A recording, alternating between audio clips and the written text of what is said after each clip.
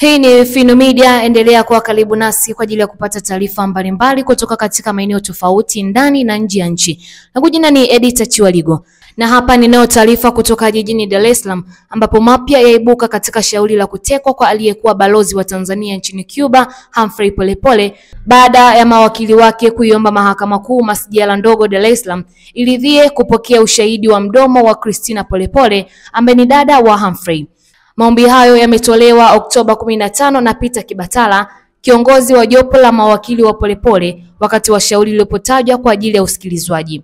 Shauri hilo la maombi namba 24514 ya mwaka 2025 lilosikilizwa na jaji mfawidhi Salma Magimbi, lilofunguliwa na wakili Kibatala kwa niaba ya Polepole Oktoba 7, 2025 chini ya hati ya dharura dhidi ya mkuu wa jeshi la polisi IGP na wenzie.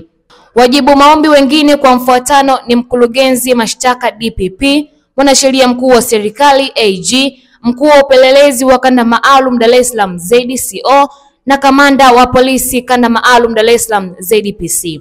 Wakati shauri lilipotajwa, Kibatala alishirikiana na mawakili Faraja Mangula na Gloria Oromi. Ameieleza mahakama kuwa amepata taarifa kutoka kwa Christina, dada wa Polepole, ambazo ni muhimu mahakama kuzifanyia kazi.